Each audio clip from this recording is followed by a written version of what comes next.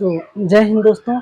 और आज फिर से हम अपने वीडियो को आगे शुरू करते हैं। हमने पिछले वीडियो में पढ़ा था कि ह्यूमन हार्ट के बारे में। तो हमने बताया था लास्ट में कि जो है हृदय स्पंदन को जो है हृदय की धड़कन को जो है सुनने वाला जो हमारा यंत्र था वो था स्टेथोस्कोप। और मानव बीपी को जो है ब्लड प्रेशर को चेक करने वाला जो यंत्र था वो था स्फिग्नोमैनोमीटर। और उसके आगे जो है आज फिर से जो है वीडियो शुरू करते हैं। और आइए देखते हैं। इसमें बताए थे जो है हम लोग का जो हार्ट होता है वो 4 चैम्बर में बटा हुआ होता है। जैसे ये ऊपर वाला, ये दायां अलिंद, बायां अलिंद, दायां निले, बायां अलिंद, तो इस प्रकार से 4। तो यहाँ से जो एक जो है हमारी आर्टरी यानी धमनी, इसको हम लोग बोलते हैं ओर्टा।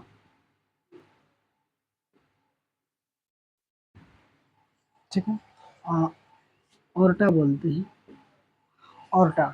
और ओर्टा इसको बोलते हैं महाधमनी, महाधमनी। ठीक है, और इधर से एक जो है हमारे हृदय से निकलने वाले जो है एक पल्मोनरी आर्टरी इसको बोलते हैं।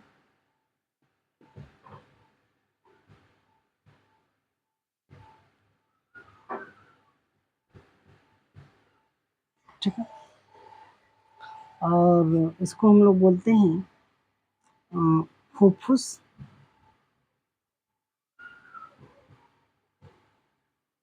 सिरा, धमनी। ठीक है, इसको बोलते हैं महाधमनी। अब क्या होता है कि इसमें जो होता है वो ऑक्सीजनेटेड यानी ऑक्सीजन वाला जो है एयर होता है इसमें, हमारे इस बायां नीले में। ठीक है, और यहाँ से जो है हमारा जो है ब्लड निकल करके और हमारी बॉडी में प्रवेश करता है। ठीक है, ये बॉडी में हमारा प्रवेश करता है। अब बॉडी में प्रवेश करता है तो इसका मतलब जो है कि ऑक्सीजन वाले जो हैं, ऑक्सीजन वाले ब्लड जो है हमारे बॉडी में क्या कर रहे हैं, प्रवेश कर रहे हैं। ठीक है, लेकिन जैसे ही बॉडी में प्रवेश करते हैं तो यह जो है इसमें जो है कार्बन डाइऑक्साइड जो है क्या हो जाता है, वो घुल जाता है। ठीक है, और जब ये कार्बन डाइऑक्साइड घुल जाता है तो ये आ करके जो है हमारे दायां अलिंद में जो है भेज दिया जाता है इसको, CO2 वाले यानी कार्बन डाइऑक्साइड वाले एयर को।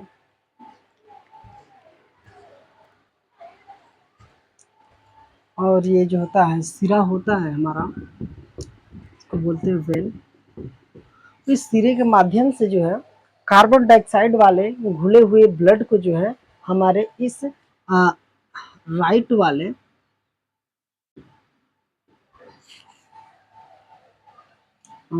इस अलिंद में क्या कर दिया जाता है, भेज दिया जाता है। और इसमें जो लगे हुए वाल्व होते हैं जिनके माध्यम से ये जो है नीचे की तरफ आता है। और तो उसके बाद जो है ये इस यानी पल्मोनरी आर्टरी यानी फुफ्फुस धमनी के माध्यम से जो है ना हमारे लंग्स यानी फेफड़ा, फेफड़े में क्या कर लेता है, प्रवेश कर जाता है ये। ठीक है, और जैसा कि हम लोग जानते हैं कि फेफड़ा में जो है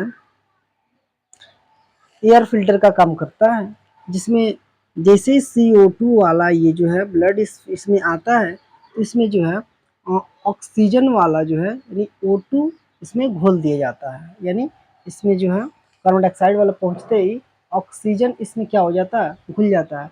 और ये जो है आकर के इस यानी हमारे बायां अलिंद में ना, लेफ्ट अलिंद में जो है ऑक्सीजन वाला जो है ब्लड आकर के प्रवेश कर जाता है।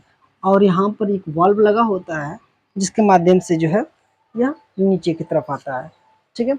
और इसको जो है हम लोग बोलते हैं फुफ्फुस शिरा, फुफ्फुस शिरा, ठीक है।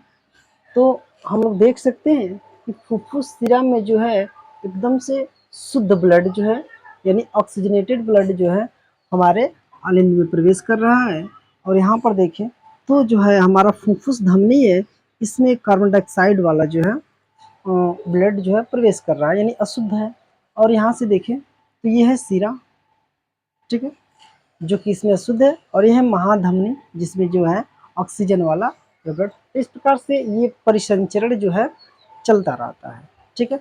और यह जो है केवल एक परिसंचरण के लिए एक बार इसको जो है घूमने में जो लगने वाला टाइम है वो 0.8 सेकेंड में जो है एक जो है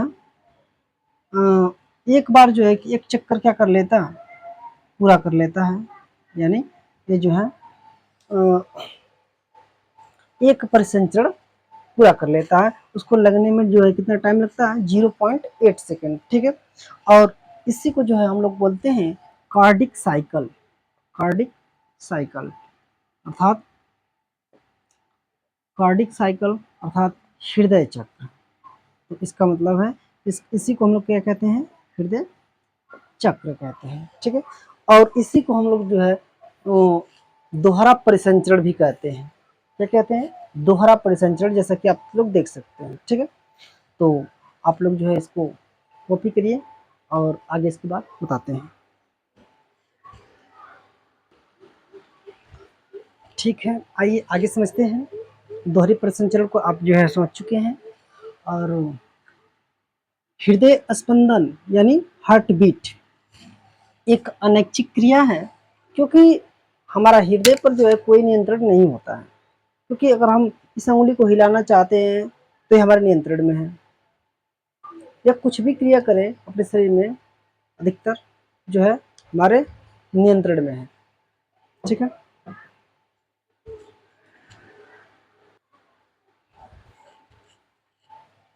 और इसी प्रकार से जो है अपनी गर्दन हिलाना चाहे, झुकना चाहे, तो ये सब हमारे नियंत्रण में है।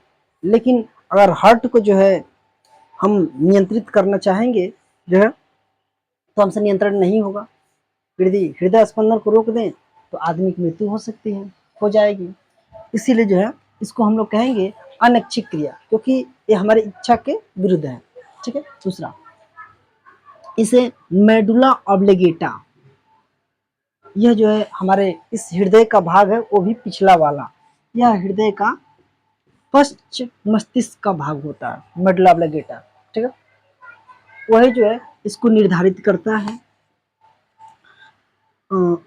थायरॉक्सिन तथा एड्रेनलिन हार्मोन जो है हृदय स्पंदन को कंट्रोल करता है, अर्थात नियंत्रण करता है।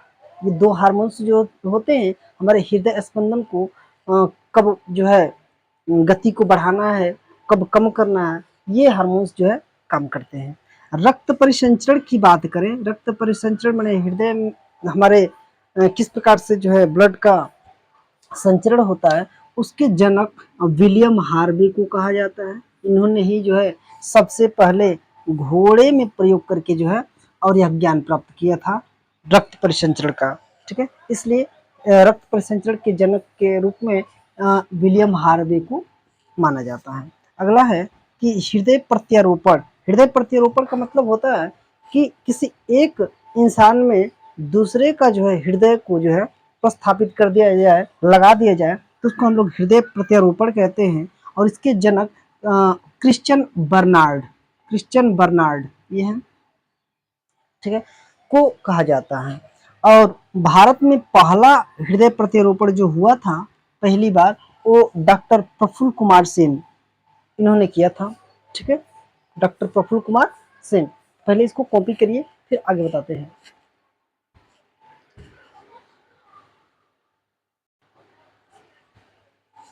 और यहाँ पर बात करें हृदय की जांच करने के लिए जो है ईसीजी किया जाता है। और ईसीजी का जो फुल फॉर्म होता है इलेक्ट्रोकार्डियोग्राफ होता है, ठीक है। और एक बात ये भी जान जाए हम लोग, गर्भधारण के 18 से 19 दिनों के बाद जो है हृदय का निर्माण शुरू होता है 18 से 19 दिनों के बाद। ठीक है, तो इस प्रकार से हम लोग को हृदय संबंधी जो भी था वो हम लोग समझ गए। अब हृदय संबंधी बीमारियां जो हैं उनके बारे में अब हम लोग समझेंगे। ठीक है, तो पहले इसको कॉपी करने के बाद जो है हम लोग इस बीमारियों को समझते हैं एक एक करके। अब बात करें हृदय संबंधी रोग को, डिसऑर्डर ऑफ हार्ट। ठीक है, तो इसमें पहली बीमारी की जो बात करते हैं, जो हमारे हृदय संबंधी हो जाती हैं, वो होती है, एक होता है हाइपरटेंशन और दूसरा जो होता है हाइपोटेंशन। ठीक है, हाइपरटेंशन और हाइपोटेंशन। तो इसमें जो हाइपरटेंशन होता है इसको हम लोग बोलते हैं जब होता है हाई ब्लड प्रेशर,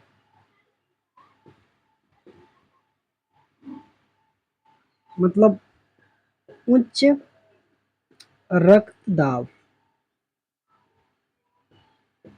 और हाइपोटेंशन तब कहा जाता है जब होता है low blood pressure, low blood pressure.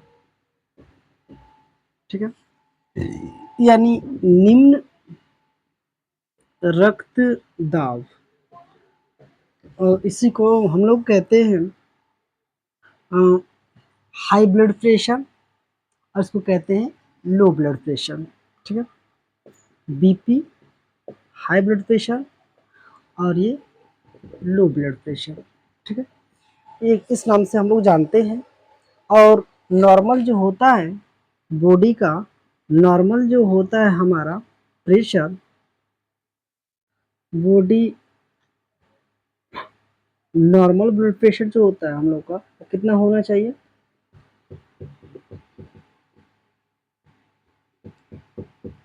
तो जैसा कि हम लोग पीछे भी जान चुके हैं कि जो नॉर्मल होना चाहिए वो 120 से लेके 80, ठीक है,